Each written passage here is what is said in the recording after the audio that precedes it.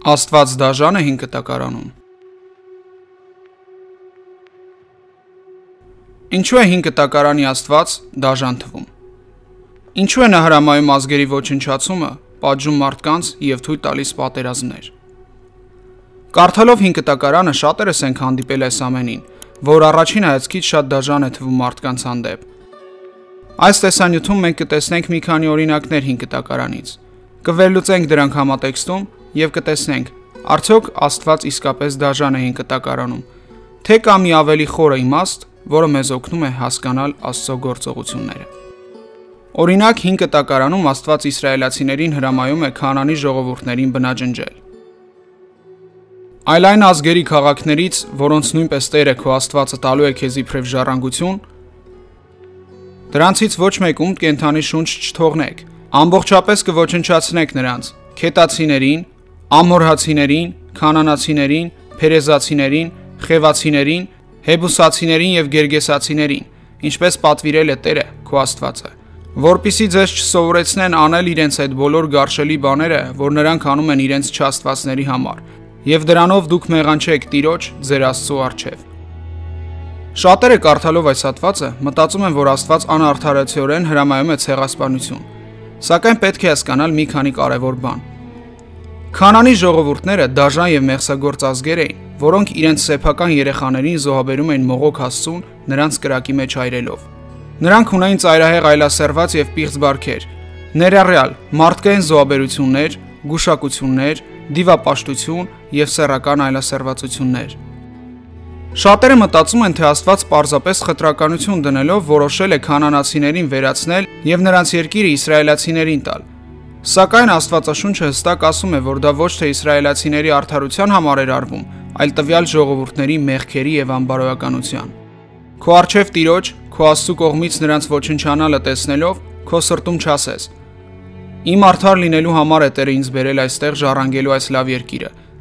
Ոչ թե քո արդար լինելու, այլ այդ ազգերի ամբարիշտ լինելու համար է Տերը քո Աստվածը ոչնչացնում նրանց քո առջևից։ Ոչ թե քո արդար լինելու և քո սրտի մաքրության համար ես մտնում նրանց երկիրը ժառանգելու այն,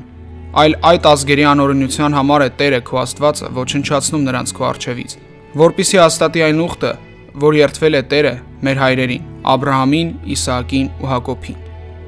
Դու պիտի իմանաս այսօր, որ քո արդար լինելու համար չէ, որ Տերը քո Աստվածը իբրև ժառանգություն տալիս է քեզ այս բարեբեր երկիրը, քանի որ դու խստապարանոց ժողովուրդ ես։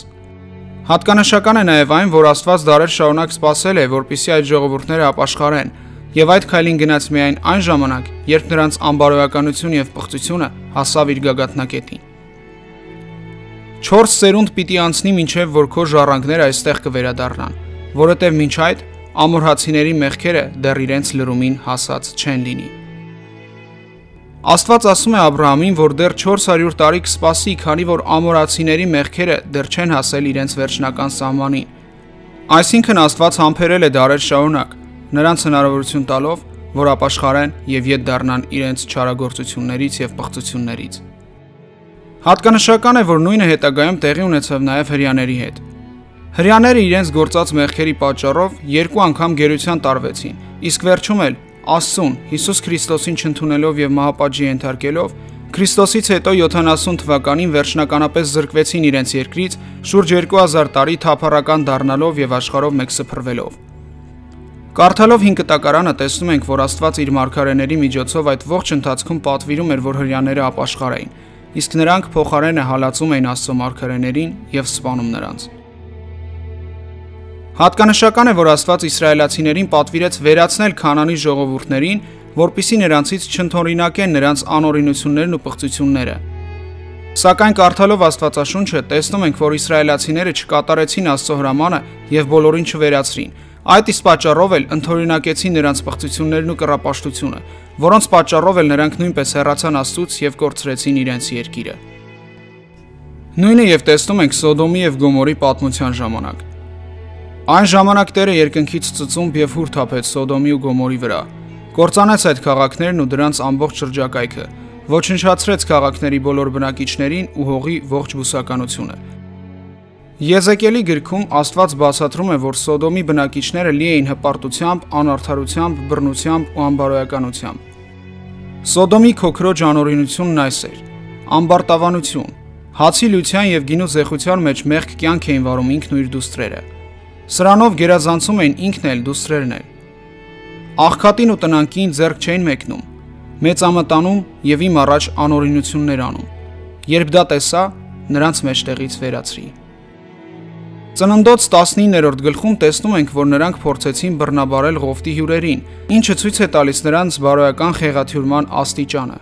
Իսկ դրանից մեկ գլուխ առաջ ծննդոց 18-ում Աբրահամը խնդրում է Աստծուն խնայել քաղաքը, եթե այնտեղ գտնվեն գոնե 10 արդար։ Սակայն նույնիսկ այդքան մարդ չկար։ Իսկ ովքեր էլ որ արդար էին, նրանք փրկվեցին։ Ղովտը եւ իր ընտանիքը փախան այնտեղից։ Այսպիսով, Սոդոմի եւ Գոմորի կործանման ժամանակ Աստված ոչ թե քմահաճ կերպով ոչնչացրեց քաղաքները, այլ դատապարտեց դրանք որպես ծայրահեղ անարդարության եւ պղծության կենտրոն։ Արդարացիորեն զգուշացնելով եւ ժամանակ տալով նրանց իրենց անօրինություններից ետ դառնալու համար, որը սակայն նրանք չարեցին։